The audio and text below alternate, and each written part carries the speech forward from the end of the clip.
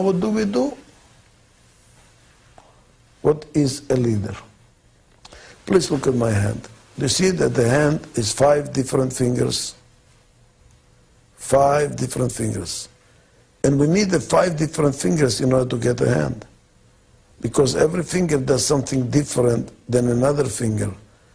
If you had 5 fingers, like the pointing finger, would you have a good hand? This is the best finger there is. No, you will not have a good hand. Because you will need things that this finger can do that this finger cannot do. Now in another segment I also told you that in the Middle East, when the 5 fingers are together, that's called a khamsa, that's a blessing. When the 5 fingers are separate, that's a curse. So if you put it in front of somebody's face, 5 fingers like this, you're actually cursing them. What is the difference between a blessing and a curse? Probably 2 inches. Are we different and together? That's a blessing. Or are we different and separate? That's a curse. So what is the role of leadership then? Look at my hand. Which finger is the most important one? This one. You know why? Because the thumb is what is the only finger that works with every other finger. If you don't have a thumb, you don't have a hand. As a matter of fact, if you lost your thumb by some accident, a surgeon will have to break your healthy finger to make it perform like a thumb so that you can have a hand. You know what the leadership is? Here is the title of my future book, or a chapter in my present book. Being a leader is being a thumb. Make us work together. Make our differences work as a hand. Please, many people think that leadership is this finger. Do this, pointing, telling people what to do. That's also leadership, no question about it. But it's only appropriate for a startup, by the way, or under tremendous time pressure or very risky situations. Somebody has to say, stop talking, time is too expensive, the cost of time is higher than the value of what we are getting out of it. Do something. Let's be approximately right rather than precisely wrong. That's okay, that's a leadership. But for a prime organization that is not under some crisis, normal situation, this is leadership.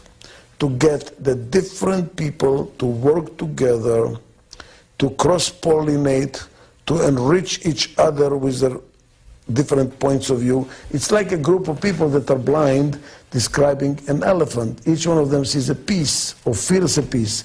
By communicating, they can see the total picture. And that's what we need in management. None of us is outstanding. None of us can do everything.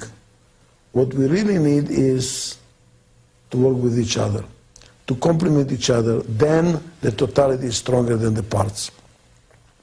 How does a leader do that? How does a leader do that? How do you make the differences work together? What I found out is what makes a difference between constructive and destructive conflict. Why some conflicts end up in a I can't stand you anymore syndrome. I can't work with you. It's very destructive. It robs us of energy. We cannot handle it anymore. And why, in another situation, a conflict is really growthful. You feel invigorated, energized, you learn something, you're appreciative of the difference. You appreciate what you learn. There is even a Zen expression that says, if all people think alike, none of them is thinking too hard. When you walk into a meeting and everybody says, I agree, I agree, I agree. Nobody's thinking too hard. When do you start thinking? When people disagree with you. You know, some ethnic groups are extremely smart, but pay attention to what's happening in the ethnic groups. They constantly challenge each other. They constantly disagree with each other. Jewish people is one of them. They never agree on anything. They will always try to find out a hole in your argument to disagree with you. That makes you think, That makes you constantly think. It's not a very easy way to live, but you constantly think. You constantly move your wheels. When people disagree, they think harder. But how to make the disagreement and thinking harder not be exhausting, disruptive, discouraging, dysfunctional? It is by having a culture of mutual trust and respect. And what does it really mean? What does it mean, mutual respect? Let's start with mutual respect. It is not how nicely you speak and how you smile and listen and look the person in the eye. I mean, some people, you just want to kill them. They speak very nicely, but you see the big teeth behind it. I mean, I've seen this in the faculty meetings when I was a professor, when a professor was starting a meeting and saying, may I disagree with my learned colleague? Wow, you know that the guy is pulling a knife to stab you with. So it's not the tone of voice. It helps, but it's not it. That's not the essence. And I was looking for many years, what is essence? What does really respect mean? And I found it with a philosopher, Immanuel Kant, who says, respect means to recognize the sovereignty of the other person to be different. Let's go over that slowly. To recognize the sovereignty, what does it mean? Undeniable right of the other person to think differently. When do we show disrespect to somebody? When we say, how can you think like that? How can you say that? It's unbelievable. This is idiotic. It's totally inappropriate. What are you really saying to the other person? Don't you dare to think differently. You must think like me. That's showing disrespect.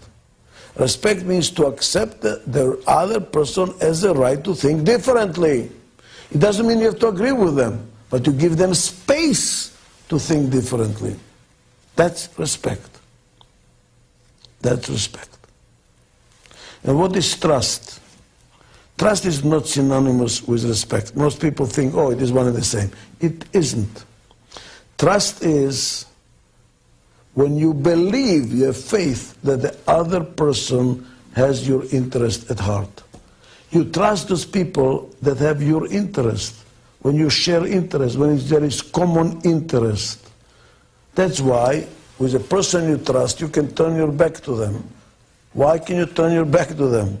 Because since we share the same interest, if they stab you, they actually stab themselves. That's why you can trust them.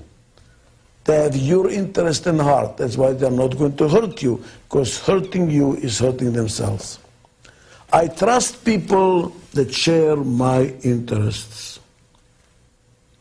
I respect people I learn from.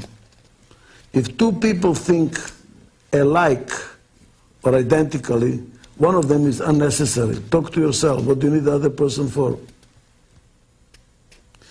So what is a leader? A leader has to make the different fingers work together, like a hand. A leader has to make differences work synergistically. So we kind of enrich each other with our differences. We learn from each other. How does he do that? That is the role that the leader has to perform. And how does he or she do it? By creating and nurturing a culture of mutual trust and respect. That's how you raise your children too. The children are different. How do you make a family out of different styles? You and your spouse are different. The children are different. This can be a mess, can it not be? How do you make a family out of it? There must be mutual trust and respect. We must respect our differences, and we must share the common interest as a family. And the same thing is true for a company. And may I suggest to you the same thing is true for a country. If you are a prime minister, that's the most important thing you have to work on. How to create a culture in your country where mutual trust and respect dominates. Because when the trust and respect is gone, that's when the dysfunctionality, the conflicts are enormous, and the country gets stymied or even disappears as a country. Thank you very much.